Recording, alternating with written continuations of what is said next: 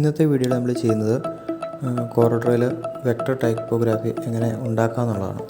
ആദ്യമായിട്ട് നമ്മൾ റഫായിട്ട് വരച്ച് സ്കാൻ ചെയ്തെടുത്തൊരു ഇമേജ് കോറോഡ്രോയിലേക്ക് പ്ലേസ് ചെയ്ത് വെക്കണം. ഞാനിപ്പോൾ ഇവിടെ ജാഥ എന്ന് എഴുതിയിരിക്കുന്ന ഒരു ടൈപ്പോഗ്രാഫി എടുത്തു വെച്ചിട്ടുണ്ട്. നമുക്കിനി ഈ ഒബ്ജക്റ്റ് ഒന്ന് ലോക്ക് ചെയ്ത് വെക്കണം. ഇത് നമുക്കിപ്പോൾ ലോക്ക് ചെയ്യാനായിട്ട് ഒബ്ജക്റ്റിൽ റൈറ്റ് ബട്ടൺ ക്ലിക്ക് ചെയ്തിട്ട് ലോക്ക് ഒബ്ജക്റ്റ് സെലക്ട് ചെയ്യുക. നമുക്കിവിടെ മെയിനായിട്ട് രണ്ട് രീതിയിൽ വരയ്ക്കാൻ പറ്റും. ആദ്യത്തെ രീതി എന്ന് പറഞ്ഞു കഴിഞ്ഞാൽ വെറുതെ ലൈൻ ഇട്ട് മാത്രം വരച്ച് വെച്ചിട്ട് അതിൻ്റെ കർവുകളൊക്കെ ലാസ്റ്റ് ആഡ് ചെയ്യണം. രണ്ടാമത്തേത് വരയ്ക്കുന്ന സമയത്ത് തന്നെ കർവുകളൊക്കെ ആഡ് ചെയ്ത് കറക്റ്റായിട്ട് തന്നെ വരയ്ക്കുക. നമുക്ക് ജായ നഷ്ടം ആദ്യത്തെ രീതിയിൽ ചെയ്യാം.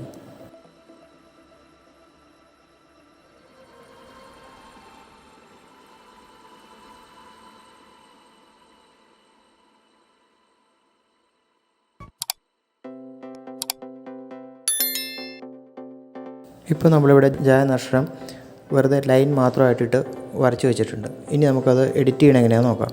നമ്മളിവിടെ ഏതെങ്കിലും ഒരു ലൈൻ സെലക്ട് ചെയ്തിട്ട് റൈറ്റ് ബട്ടൺ ക്ലിക്ക് ചെയ്ത് ടു കർവ് എന്ന് സെലക്ട് ചെയ്യുക. ഇപ്പോൾ നമുക്ക് ഈസി ആയിട്ടത് വളച്ച് വയ്ക്കാൻ പറ്റുന്നുണ്ട്. നമ്മളിപ്പോൾ ഇവിടെ ക്ലിക്ക് ചെയ്ത് വെച്ച് നോക്കുമ്പോൾ ഇത് വളയ്ക്കാൻ പറ്റില്ല നമുക്ക്, അത് കർവ് കൊടുക്കാത്തതുകൊണ്ടാണ്. ഇപ്പോൾ നമ്മളിവിടെ ഈ കർവ് ചെയ്തിരിക്കുന്ന ഒരു ഭാഗത്ത് ഒരു നോഡ് അഡീഷണൽ ക്രിയേറ്റ് ചെയ്യും. ഒരു ഡബിൾ ക്ലിക്ക് ചെയ്ത് കഴിയുമ്പോൾ അവിടെ ഒരു നോഡ് വരുന്നതായിരിക്കും. അതിനുശേഷം നമ്മളിവിടുത്തെ ഈ നോഡ് അങ്ങ് ഡിലീറ്റ് ചെയ്യും. അത് സെലക്ട് ചെയ്തിട്ട് ഡിലീറ്റ് കീ അടിച്ച് കഴിയുമ്പോൾ അത് ഡിലീറ്റ് ആവുന്നതാണ്. ഇപ്പോൾ ആ നോഡിൻ്റെ ഇപ്പുറത്തോട്ടുള്ള ഭാഗവും കൂടെ കർവായി വന്നിട്ടുണ്ട്. നമുക്കിനി അതൊന്ന് ലെവൽ ചെയ്യാം.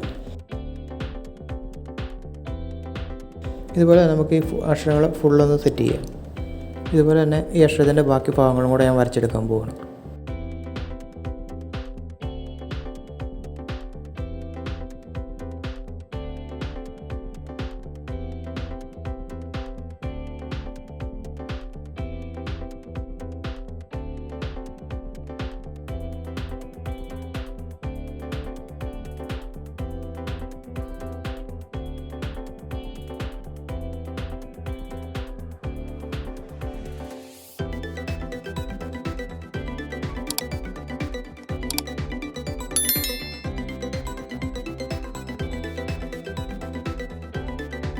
ചാന്ന് പറഞ്ഞ അക്ഷരം ഇവിടെ ഇപ്പോൾ കംപ്ലീറ്റ് ആയിട്ടുണ്ട്.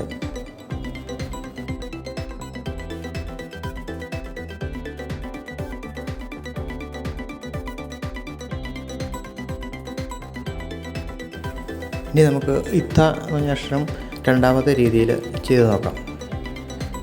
അതിന് വേണ്ടി പെൻ ടൂൾ എടുത്തിട്ട് നമുക്ക് ഏതെങ്കിലും ഒരു ഭാഗത്ത് ഒന്ന് ക്ലിക്ക് ചെയ്യാം. നമുക്ക് ഒരിടത്ത് ക്ലിക്ക് ചെയ്തിട്ട് അടുത്ത സ്ഥലത്ത് കൊണ്ട് ക്ലിക്ക് ചെയ്യുമ്പോൾ സ്ട്രെയിറ്റ് ലൈനായിട്ട് നമുക്ക് കിട്ടും.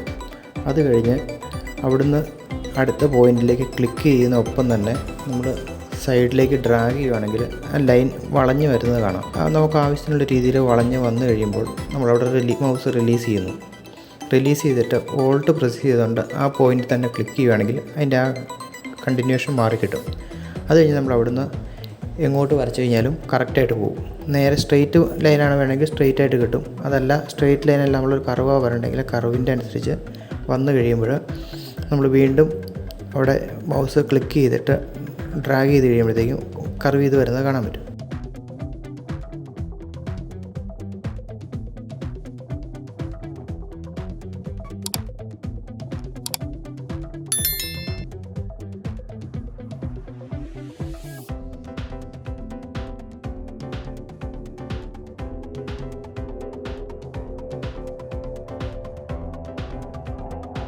ഇപ്പോൾ ഇവിടെ ഇത്തായി നമ്മൾ വരച്ച് കഴിഞ്ഞു.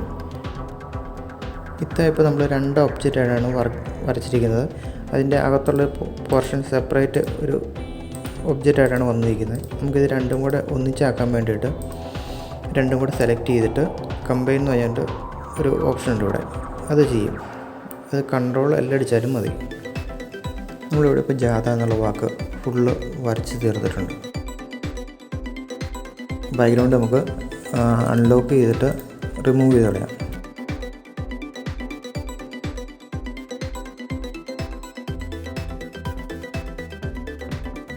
നമുക്ക് ഈ ഒബ്ജക്റ്റ് എല്ലാം കൂടി ഒന്ന് ഒറ്റ ഇതാക്കി കമ്പൈൻ ചെയ്യാം.